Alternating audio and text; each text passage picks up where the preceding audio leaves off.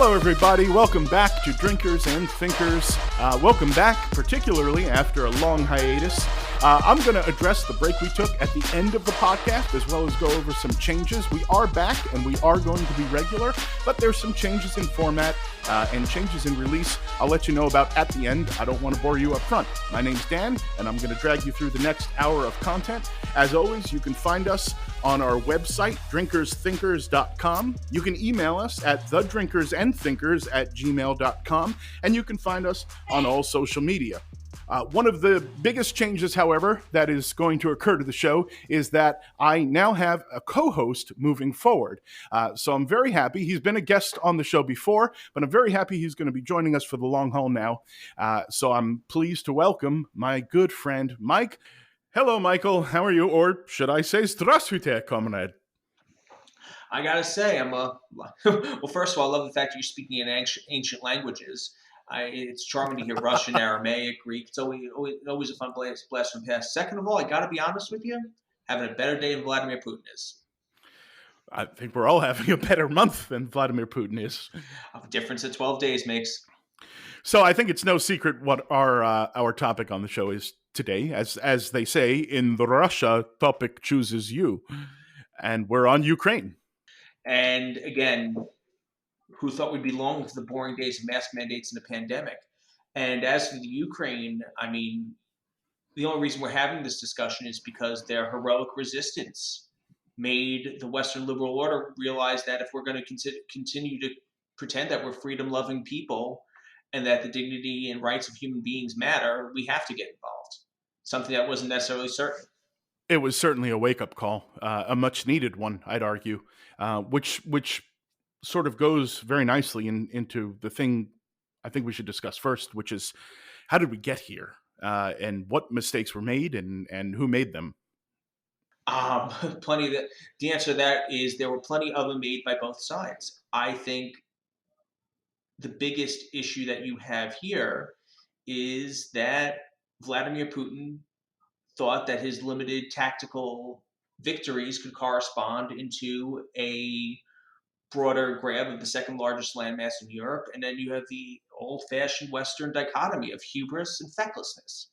Hubris in that we should have stopped expanding NATO after the Visegrad Group, and we should never have invaded Iraq because, quite frankly, we were too distracted and too high in our own supply. And the fecklessness of the European order, not to rebuild their own, to assume that they could free ride on our defenses, free ride on cheap Russian energy, and never have to choose between the two. And the decision's been made very clear. They'd rather have our nuclear umbrella than cheap gas for their nose. Yeah, I mean, I would agree with all of that. I think there were moments in the last 10, 15 years or so that should have been answered. Crimea was the biggest one. When Russia annexed Crimea, that should have been answered somehow, some way. And if these sanctions had been in place then, or at any point when Putin was murdering journalists and political rivals and jailing everybody, if those crimes had been answered then, it may have saved the Ukrainian people some of this trouble. Well, my view is the nature of the sanctions we've seen have never been seen in the history of a globalized economy. We are all on terra incognita here. And again, you would have had a very hard time implementing some of that now. Well, there was no will back then, but that, in retrospect, may have been a mistake. I'm saying the idea that he hadn't previously invaded Ukraine is false. He took part of Ukraine. It happened. We use, the language that we use about it. They use the language they use. Nobody called it what it was. But then again, we still don't acknowledge that Egypt underwent a military coup just because of the words we choose. It doesn't change what happened in Crimea. It doesn't change his vast catalog of war crimes and crimes against humanity prior to this. And to treat him like the pariah that he is back then may have saved us trouble now. I would get very, very, we're using the term war crime very, very loosely. They definitely have been committed in Ukraine, and not to bring up the Trump era false equivalency, but they also happened under our wars of choice too. Well, we have committed numerous war crimes. Exactly. So you understand why I am. I am. I'm hesitant to use. I'm hesitant to consider that we should have taken this action retroactively. Well, and I'm looking at it through hindsight. I did not have the grand idea in 2014 that we should institute, crippling sanctions on Russia. I can't say that I had that foresight. I'm just saying in retrospect, perhaps we should have taken the Russian threat more seriously because it was very obvious what his goals were. Some sort of Russian hegemony, ancient Russian whatever, proto Soviet whatever. We A knew greater what he Russia. wanted, a greater Russia. We knew what he wanted. We didn't know where or when or what it would look like, but we did get a glimpse of it in Crimea. And we got a glimpse of Russian expansion beyond their borders in Syria when our president rolled over and died, or two presidents actually rolled over and died for Putin. The red line was a fatal Huge error. mistake. Yeah, Huge mistake. And that was Obama's era. And that was weakness and naivety. His entire tenure in office as regards to Russia was naivety and weakness. interesting. I don't think it was naivety. I think it was just a unwillingness to deal. He and to extent Biden for the first year thought that Russia was in its little box, and as long as they stayed in that little box, that's something they can live with. And you look at Crimea, the Donbass, and Luhansk. And that's where I will say it's not hindsight. It's I did, and I think you did too, view this back then as Russia is not simply going to wither and die for us in that box. We, if I recall correctly, we viewed it much through a realist lens, and we were like, okay. And also too, let's be cognizant of forget about Luhansk and Donetsk. Well, Although that would have been the although rest of the world certainly has. and but you look at Crimea for all intents and purposes, it goes back to the themes of historical aberrations.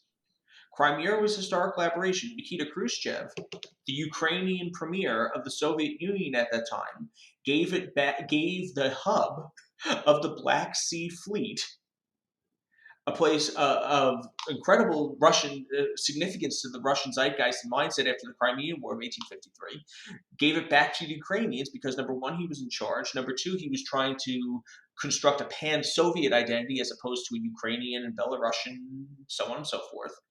And that was always historically Russian. Russians to the hundreds of thousands of them died in a pointless war. And speaking of pointless wars, here we are. And it was an aberration. Crimea was an aberration.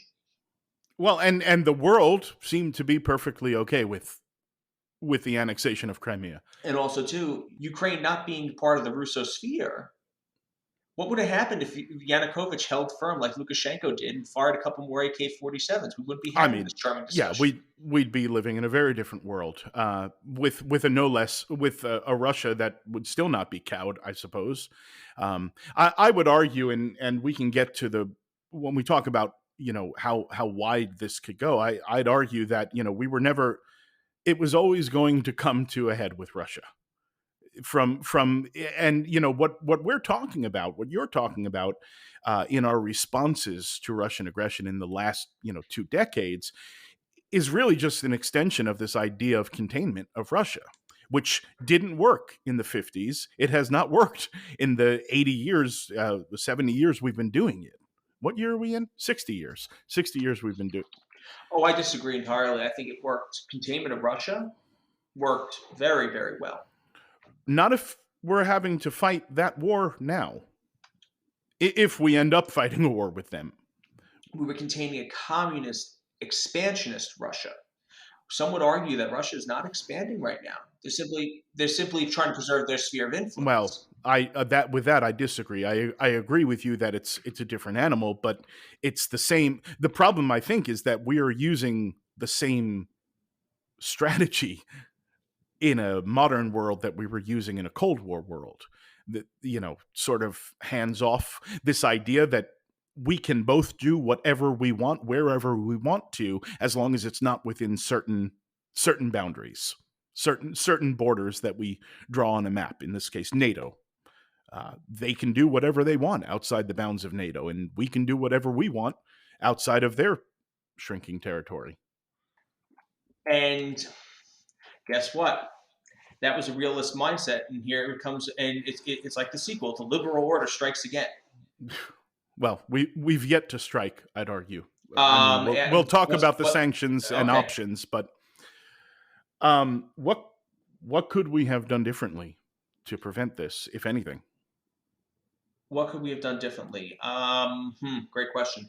One, we could have elected somebody who didn't think Ukraine was something to shake down dirt on his political opponents. Number two, Fair enough, but let me interrupt for a second because Obama was terrible on Putin too. getting there. Okay. Number two, we should never have expanded NATO to the vision. We should have stopped NATO expansion at the Eastern European states and never considered taking a former Soviet Socialist Republic into our defense fold and nuclear umbrella. And number three, we should have taken. We had a lot of time to prepare for this. We meaning Europe as well. We meaning Europe as well, but very, very simply, we could have very easily and quietly turned Western Ukraine or Eastern Galicia, depending how you want to depict it, Oh, into a virtual no-fly zone and had a Berlin airlift style plan in the works so we could start sending the so once something like this happened, you could have had a whole flight wing of C-130s in the air. I think that the mistakes, which are on both sides, were numerous and frequent. I think it was. I think the biggest mistakes were not answering specific instances of Russian aggression. We talk about Crimea, we talk about Syria, we talk about the various imprisonments and murders that he commits the world over. We talk about election interference. We talk about bounties on our soldiers. None of this was ever sufficiently answered. And I think it has emboldened him. He's got his long term goal, but it has emboldened him to sort of lurch from opportunity to opportunity, many of which we have created for him or emboldened him to jump at. The ones I agree with you on, we should have been looking to fortify the eastern flank after the seizure of South Ossetia in 2008. And also, two, we should have taken arming Ukraine very, very seriously after Luhansk and Donbass. Well, and I guess that brings us to the arms themselves. This war is not going well for Putin. Who knew those Uh, massive Good World War Lord. II victory parades were the extent of the Russian armed forces? I mean, I've said it before. I'm not surprised by the state of the Russian military and the efficacy of it, but it is absolutely shocking to see. It's shocking to watch it happen. This level of buffoonery is hard to wrap your mind around for a modern nation that spends an awful lot of money on their military. I mean, first of all, you take a look at a corrupt oligarchical gangster state, everything's going to be viewed as a I cash cow, and that was Mike, it. I live in one. Ha! That's why you should never have left New York and gone to Connecticut. Oh, My sympathy. wow. Don't leave it up there like that for me. And Our governor is finishing his term. I'll just say that. well played. And another thing is, when you take a look at Russia, I'm brought up by the image of. I mean, first one point before I make my salient one, there is no second strike capacity in the Russian army. You'll have some lethal little trinkets deployed. Many people will die, but they do not have the military capacity to wage a second strike, pursue secondary objectives, resupply an army of occupation. I think they didn't think they'd have to. No, they didn't. 3 days. Yeah, I don't think they thought they had to have a second strike. But I would argue they don't have a first strike capacity here, because one of the things that's so alarming about this convoy to me, this 40-mile long whatever it is This is not an army that has, been fighting for 6 months and has vastly overextended itself and Yes. finds itself cut off from resupply. This was the first step. This was the first Yep. leg of the journey, and they weren't prepared for it. Who would have thought that those yahoos in Ottawa would be better equipped than the Russian Federal Army? I mean, And they that had was hot tubs and the barbecues. the Ottomans made a slightly longer trip than the Russians are here. The only difference was they made it to Vienna in force. And I also want to point out, we're talking about this convoy. They didn't drive from Moscow. They left from Belarus. Exactly. This is like coming to visit me in Connecticut. Like, And yeah, I guarantee you we'd have far more baggage and be able to make it for more than 3 days. But the Russian military makes me think of Potemkin in that fact that it is one giant Potemkin village. It is a whole bunch of you have some very pretty toys and then some cardboard cutouts manned by 19-year-olds with 8-year-old food, and then you have the image of Battleship Potemkin, now the old Sergei Eisenstein movie, in which it's a hotbed for revolutionary revolt and societal upheaval. I mean, I'm curious as this unfolds to see what the breaking point of your average Russian conscript is, and the Russian people, I suppose. That I would have liked to see what's the breaking point of a Russian graphic designer with a 2-bedroom flat overlooking Nevsky Prospect and a mortgage payment due in American dollars, not rubles. Now they're finding far more success in the southeast, but again, I think that was really the plan. Yep. They knew they'd be successful there because they've been laying the groundwork there for a while. I think the plan was that this massive convoy, all of these factors would have intimidated a Ukrainian surrender. It Oh, has absolutely. not. It Absolutely. hasn't. I mean, you come up through the south where you're familiar with the terrain and it's quite easy. I mean, the fact they went through Pripyat, I found that charming and emboldening, but then now they're Good stalled. Hope they brought Lord. their iodine tablets. You come up through, you come down, you come up, and you leave the western part because terrain's too arduous and it's too well armed. Yeah, it's a pretty classic strategy and one that made a lot of sense if you had a real army. As I look at the strategy, and I'm viewing it through the lens of, how would we wage a war? How does one wage a war in a modern sense? And America, this is something, like it or not, we do this fairly well. This first strike, we do fairly well. But one of the things that I keep having to remind myself is this is actually typical of sort of Soviet military strategy, in that if you simply just throw enough bodies at the enemy, you'll win. Their issue right now is that they don't have the capacity to move the bodies where they need them. And also, too, going back to Russian military historical performance, I'd argue that they're more like Tsar Nikolai, and the fact that if the Ukrainians could wage a pitched battle, they would rout them as the way the Tsarist armies were routed at Tannenberg in 1915. But it's a failed mindset, and it's also predicated upon the logistical capacity. Like, for instance, in World War One, it took 2 gallons of gasoline a day to support a soldier.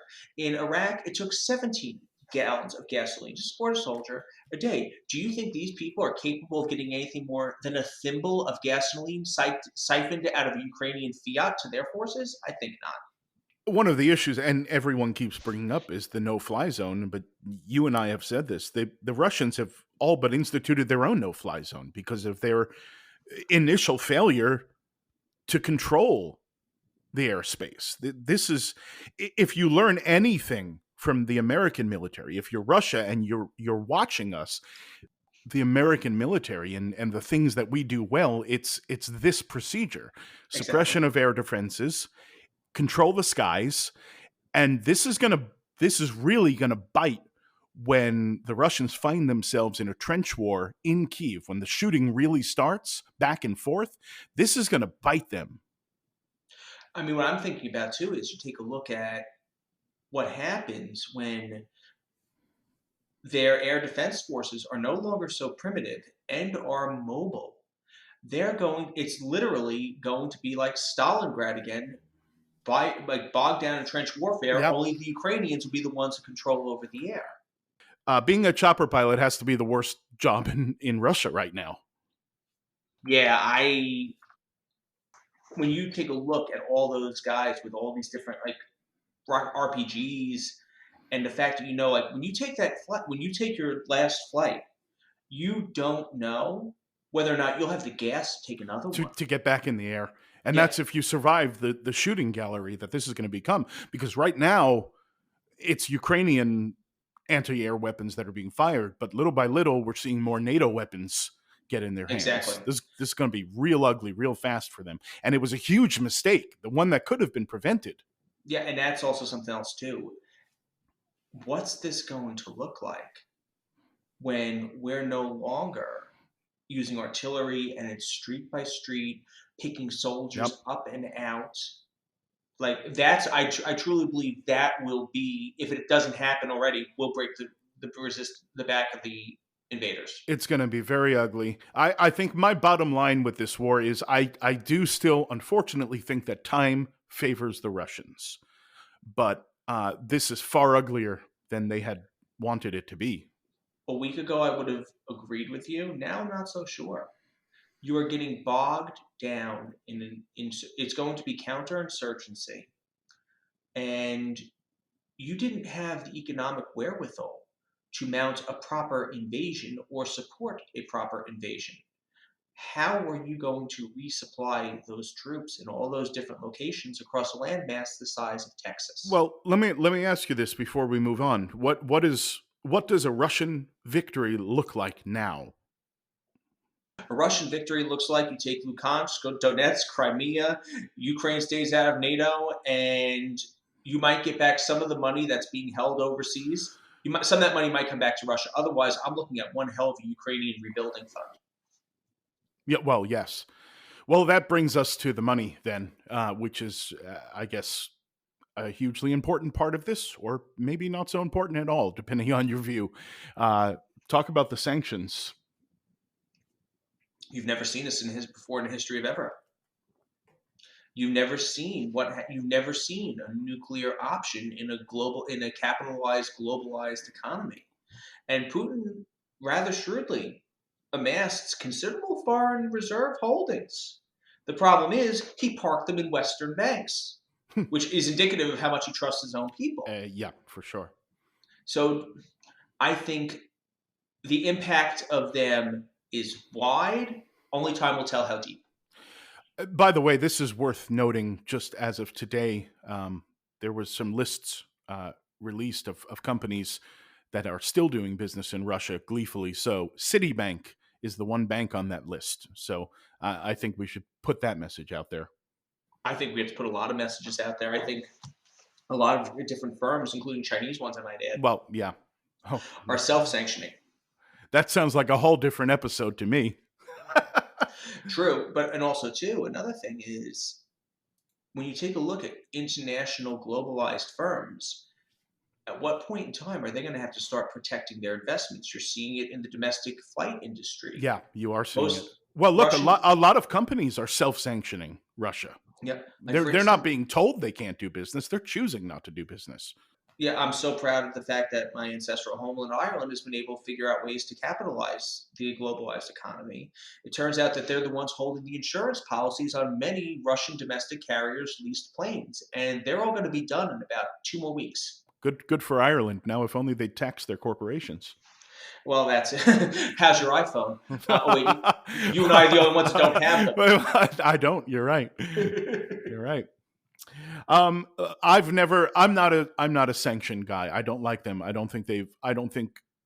I can't point to any point in history that they've worked.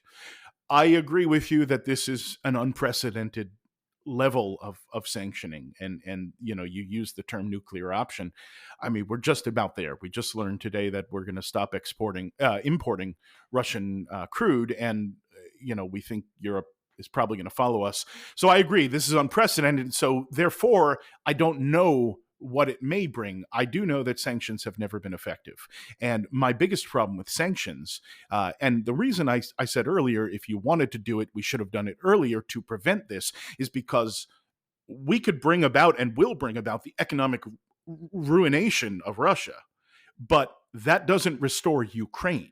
This is punitive. It doesn't prevent what's happening in Ukraine the way an armed intervention would, the way a no-fly zone would, the way targeted strikes would. And I'm not advocating those No, things, you're not. but I'm saying this doesn't do any of the things that we and the vast majority of the American public wants to do, and that is protect the Ukrainian people. This is punishment to Yes. Putin and his inner circle and to the Russian people. And I hold the Russian people to the same standard I hold the American people. We get the government we deserve. We are all complicit in the crimes we've committed around the world. We export our debt and our death, and we're all complicit in that. I hold the Russian people to the same standard. If you want to change, then make a change. You're a nation of hundreds of millions of people. You vastly outnumber Putin and his entourage. Make a change. If not, there's no innocent Russian here, and we've got to do what we've got to do. Well, number one, I think about the heroic resistance we mustered up at Mary Carroll's, but but again, number two, what is this? This is bringing back a very, very old form of punishment for conflict. That is the war indemnity. I mentioned it briefly in passing that the money that we seized in offshore holdings, I believe that should be used for Ukrainian reconstruction. But Absolutely. in the same token, we got out of that business after World War One, and for good reason, and it's held for Well, 70. because it's also known by another name, and that is plunder. Yes, and number two, where does one draw a line? I don't care what happens to American capital for taking this money. They can go eat fecal matter for doing business with these people. Serves them right. But the second token of that matter is, where does one draw the line, and what does a reciprocal strike against our interests look like? Well, and that's key. And look, I mean, I'd rather get into this type of tit for tat with Russia than China. So Exactly. I think this certainly favors us economically. We Oh, can, absolutely. although, it should be said, and we're already noticing, this is going to suck for a while for us. This is going to hurt. And that goes into question number five. But again, the sanctions are working to an extent. Only time will tell to how deeply, how they align with our geopolitical goals and whether or not they help us accomplish them. I think what you're going to see, unfortunately, no matter how bad this gets, is the people that we're sanctioning, these oligarchs, Putin's inner circle, Putin's banks, they're the same people we've always sanctioned. They always withstand. They're always going to be there. If you keep sanctioning the same people, it's the Saddam Hussein question. It's the Iran question. It's Fidel Castro, who lived 190 years, outlived the sanctions. If you keep sanctioning the same people, then it's not working. That's my view on it. I don't know what, I guess we'll discuss the other courses of action in a moment here, but that's my bottom line on the sanctions. I don't, again, they're the most effective weapon we have without trading hands with the Russians. And are we hurting the wrong people? Yes. Are we hurting the right people? I don't know. A lot of these oligarchs are dying under mysterious circumstances. Well, yes, but if you oppose Putin, so that's on them. Which makes me think, precisely the point, which makes me think they're starting. But when you back these oligarchs into a corner, Putin's all they have. I don't know that this won't turn them against him. I think you're stuck in the bunker with Adolf and Ava. You're done. Then you just got to get as close as you can and hunker down. These guys aren't going to jump ship unless opportunities present themselves. If we start airlifting these guys out of Russia, Or there's enough of them, or there's enough of them, or you have a wild card incident, like the head of the FSB assassinating him. Like, well, I was actually literally about to say that. I'm also not comfortable with the solution that involves the oligarchs creating their own lifeboat. I don't want an oligarch-controlled Russia. And I think that's more dangerous. A lack of leadership, a vacuum, is more dangerous than a Putin Russia. No. Here's the thing. Are they international gangsters? Yes. They're not former KGB agents who have invaded other countries. But they're not the only ones that are going to be vying for power there. Oh, God, no. God, no. No, no, And no. that scares me. That scares me. But when you talk about the devil that you know and the devil that you don't, the devil we know is pretty bad. Well, let's deal with the devil we know. I How wide could this get? I mean, we know the end game in some universe could be an all-out nuclear war. How wide is this likely to get in your mind? Because I don't think this is going to be contained to just Ukraine. I think you're going to hear a lot of bluster. The weaker his geopolitical situation gets, and the harder sanctions hits, you're going to start hearing a lot more bluster about nuclear attack. I think you're going to start hearing. I think you're going to start seeing more and more lethal munitions being shuffled around the vast Russian wasteland. I also think you're going to see every bank not named Citibank hit with crippling cyber attacks. I think you're going to see hospital systems being crippled. I think you're going to see cyber attack. I would plan to be without electricity for a week. Well, okay, so let's go there then. At what point does this become? He has used the phrase "act of war," that our sanctions are an act of war, our support of Ukraine is an act of war. Now he hasn't acted on that, which is interesting. And even in his, raising of his nuclear alert, whatever language he used, Russian nuclear forces have not mobilized. So, yes, it was all words, but at what point do we respond to some act of war? You're talking about power plants going down, cyber attacks. We're talking about banks going down. I, at what point do we have to respond militarily to asymmetrical attacks on our interests? Good question. I At what point in time do we have to respond? Power goes down on the eastern seaboard and creates a run on gas. It creates a run on supermarkets, and we have a really bad 2 weeks trying to dig out from that. Do we respond to that by saying, you know what? Here's your no-fly zone. Say goodbye to your convoy. Russian air defenses, such as they are, gone. Yeah, Do we have to? or do we have to, or do we have to use actual military force? No. Well, let me think about that. My short answer is no. Do I think we do another cyber attack? Absolutely. Do I think we potentially blow up the pipeline in Ukraine? Yeah. I mean, I'm surprised Zelensky hasn't done that yet. Yeah, The pipeline. I was actually very surprised there hasn't been more uh, Yeah. partisan sabotage, really. Like for instance, like when the Germans like, well, we're going to need that Russian energy gas for a bit longer, so no, we're not getting in on this. And Putin's like, Germany, you cut off your gas, and within 24 hours, you put the pinky to your mouth, like Doctor Evil. And I would have been Zelensky. I would have been like, boom, there's the pipeline. Now you can't get your gas. Well, I look, yes, but I think look, Now you, Zelensky has to be careful. Ukraine has to be careful and measured in their response. They're winning the public relations war. They are hopefully just maintaining a neutral public relations war with the Russian public. If you start blowing up serious economic assets, if you attack a Russian city, if this convoy disappears, you're talking about massive Russian casualties. This might start to play differently in Russia. Ukraine has to be careful and tread carefully here. That this well, is a that's defensive war, and that's it. They can't take the offense, and and neither can we. they're going to be blamed for anything we do. If we counter Mhm. cyber attack, they're going to be blamed for that too. Which is, which by the way, wouldn't it be a perfect time for the Iranians to do one? So how do I see this ending? I see this ending. I see this ending in a quagmire. I see the Russians essentially running out of gas. I see them licking their wounds and declaring victory.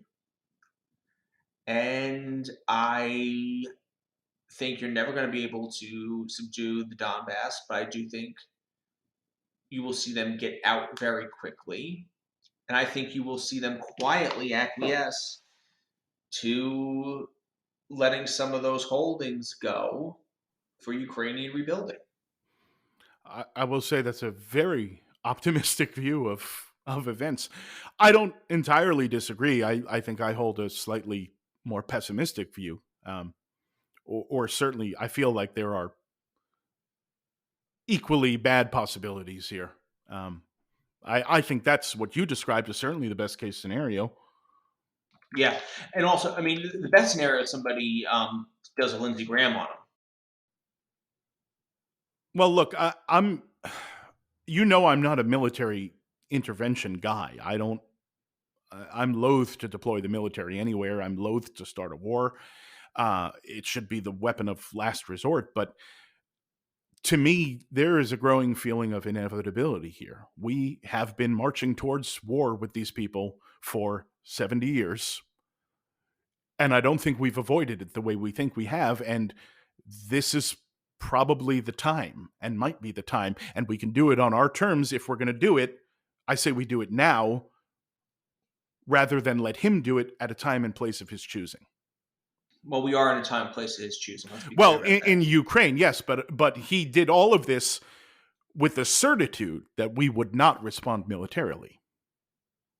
And that is still, I mean, if you take a look at former Trump staff, and I don't mean that as a pejorative, Fiona Hill, she's argued that we're in the middle of World War III already. Well, she's actually done some good writing on this Oh, absolutely. so She's far. very Yeah, smart. She's very she's very smart, very prescient. she's like Russia guru.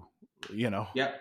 And I mean, I agree. I think we've been in this war for a very, very, very long time, and it's at some point we're going.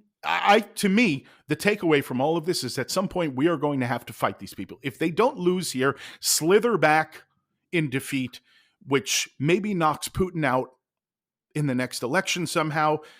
If those things don't happen, I think it comes to blows at some point. and I think this is where it comes to blows. I also think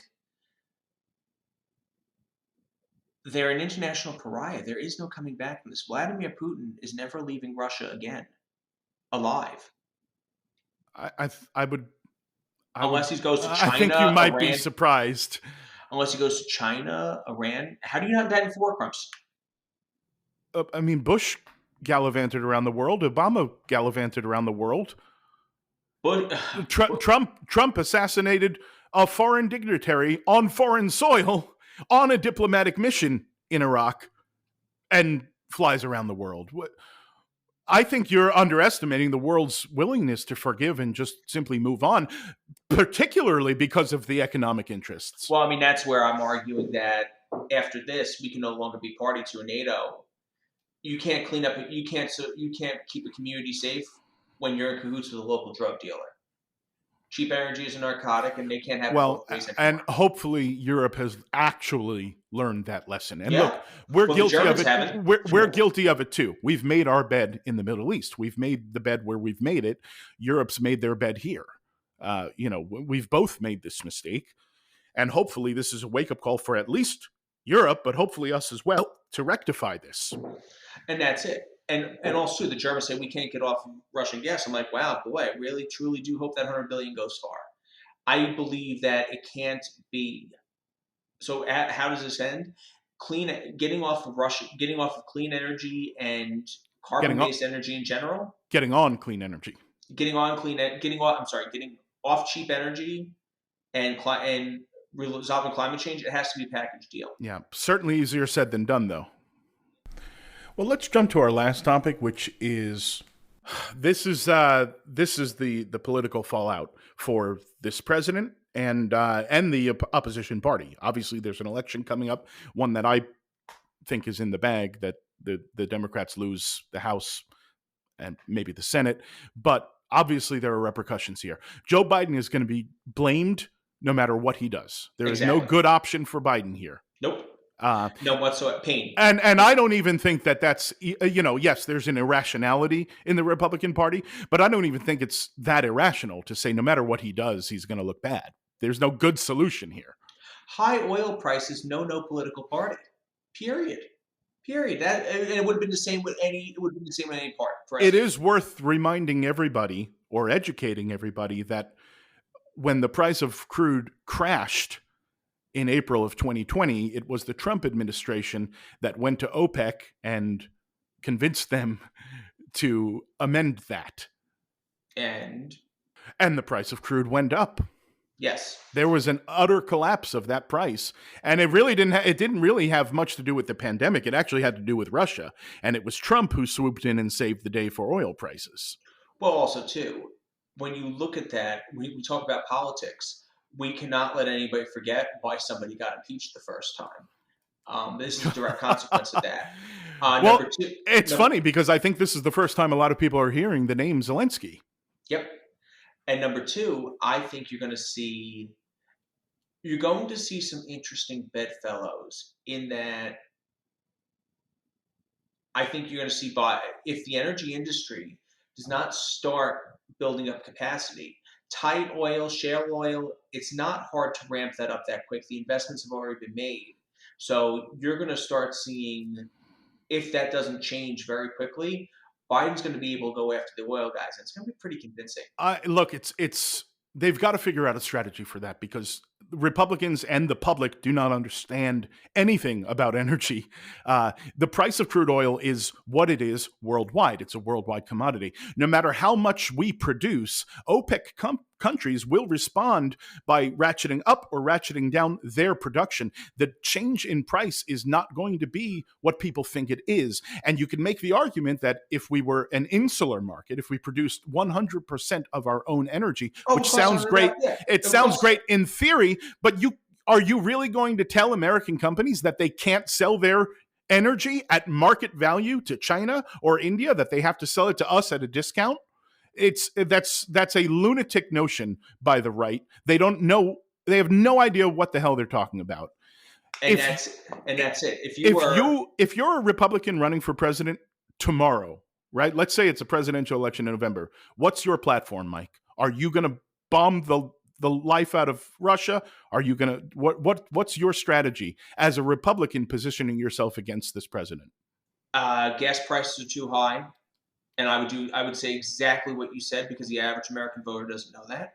Yeah. Um, The I would, message works. It's working. yep, It's working. I also want to clarify, you are not a Republican. I was saying yes, if you were a yeah, Republican oh yeah. position. Yeah. I would say oil prices are too damn high. Joe Biden's too damn weak, and we're all too damn tired of this stuff. So you vote for me, and you're gonna get something different. Guess what? I'm the new guy. I'm the guy. I'm the other guy. Scale of 1 to 10, the efficacy of that strategy, which obviously they are adapting and run with into November. 1 to 10, the efficacy of that strategy. I'm going to be the cantankerous French judge and say 9.5.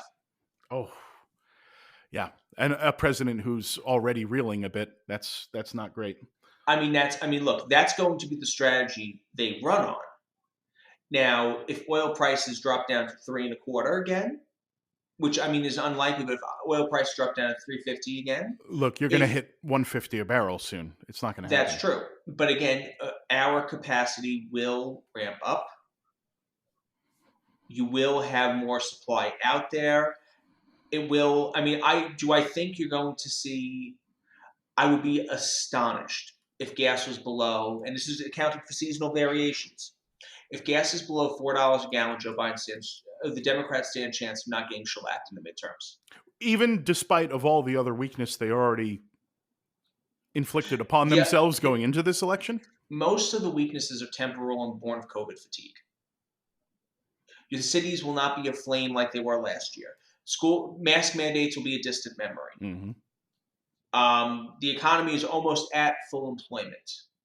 The supply issues will break up. Now we have energy issues, and again, we didn't talk about it, but this whole fiasco only exacerbates the supply issues. This is true, and also too, the deals we cut to make this work. If you unleash a supply of tight oil, it's good to be John Fetterman running in Pennsylvania. If you have to go hat in hand to Maduro in Venezuela, well, we're there right now. We're hat in hand. If I were Val Demings, I would go work for the Center for American Progress. Well, I think the bottom line is this is a fine mess we find ourselves in. My big question, and something that can lead into a follow-up episode, is when we talk about sanctions in particular and the efficacy of them, we've got to talk about China's willingness to bail Russia out here. And that'll make for a very interesting future discussion. Well, also, too, one point I want to make about that. Yep. China can bail them out all they want, and they can even do some of the charming little dress rehearsal stuff they want for making their own reserve currency. The second that China makes their own currency convertible to their own people is the day the Chinese Communist Party seeks to exist as a state-run economic enterprise. Indeed. Well, I think that's going to do it for today. So, do svidaniya, Michael. Glory to Ukraine. Glory to Ukraine, indeed. Take it easy. Take care. Well, that's going to do it for this episode of Drinkers and Thinkers. As I alluded to in the beginning, there are some changes in the program. First of all, the big one is this is going to be a bi-weekly podcast rather than weekly. Now that the pandemic is over and real life is sort of back to being real life, I need a little more of that real life time to get these podcasts ready. So a release every other week is going to help that. I don't plan to be completely off the radar for 2 weeks at a time, though. So the other big change is the show is going to be kept to an hour, certainly not more than that. So it's going to be much more focused on one topic or maybe two topics if they're tangential. But it's going to do away with the sort of rambling musings about the news and whatnot. What I think I might do is in the 2 weeks interim between episodes, I might drop a few short clips of that type of content. A short clip giving my thoughts on a particular news story on a particular day, or a rant if Michael wants to have one. We'll drop that. So there'll be stuff in between that would have in the past sort of been pieces of the show, but now just sort of broken up into more bite-sized chunks. And also that bi-weekly release will be on Mondays rather than, I believe it was previously Fridays. So those are the big changes. Plus the biggest change is, of course, Mike joining us on the show for good. Thrilled about that. So you can check us out on all social media. You can visit our website, drinkersthinkers.com. You can email us at thedrinkersandthinkers@gmail.com. We always appreciate interaction from the listeners and your input and any discussions that might start. We're going to start looking at bringing people on while we record on calls for questions and discussions. So that should be a good time. So I will see you in 2 weeks or sooner. And remember, think first, drink later, and often, just not vodka. And we'll talk soon. Thanks so much.